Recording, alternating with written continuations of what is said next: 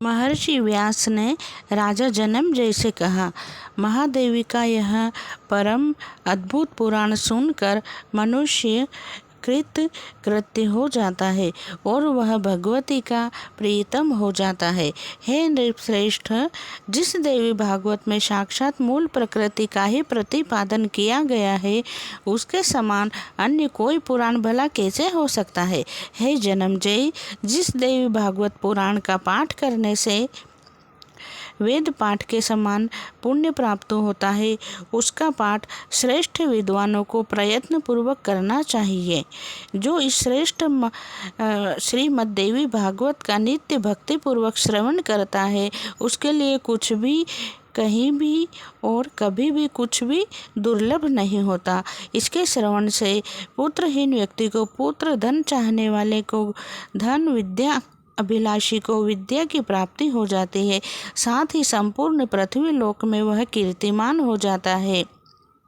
जो स्त्री वंध्या, काक वंध्या अथवा मृत वंध्या हो, वह इस पुराण के श्रवण से उस दोष से मुक्त हो जाती है, इसमें संदेह नहीं है।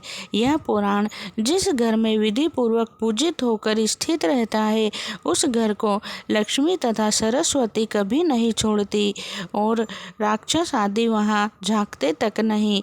यदि ज्वरग्रस्त मनुष्य को स्पर्श करके एकाग्र चित्त होकर इस पुराण का पाठ किया जाए तो दाहक ज्वर उसके मंडल को छोड़कर भाग जाता है। इसकी 100 आवृत्ति के पाठ से क्षय रोग समाप्त हो जाता है। जो मनुष्य प्रत्येक संध्या के अवसर पर एकाग्र चित्त होकर संध्या विधि संपन्न करके इस पुराण के एक एक अध्याय का पाठ करता है, वह ज्ञानवान हो जाता है। शारदीय नवरात्र में परम भक्ति से इस पुराण का नित्य पाठ करना चाहिए। इससे जगदम्बा उस व्यक्ति पर प्रसन्न होकर उसकी अभिलाषा से भी अधिक फल प्रदान करती है। वैष्णव, शैव, सौर तथा गणपत्यजनों को अपने अपने इष्ट देव की शक्ति की संतुष्टि के लिए चैत्र, आषाढ़, अश्विन और माघ, इन मासों के चारों नवरात्रों में इस पुराण का प्रयत्न पूर्वक पाठ करना चाहिए। इससे रमा, उमा आदि शक्तियाँ उन पर सदा प्रसन्न रहती है। हे मुनि, इस प्रकार वैदिकों को भी अपने गायत्री की प्रसन्नता के लिए इसका नित्य पाठ करना चाहिए। हे श्रेष्ठ मुनियों, यह पुराण परम पवित्र तथा वेदों का सार स्वरूप है। इसके पढ़ने तथा सुनने से वेद पाठ के समान फल प्राप्त होता है।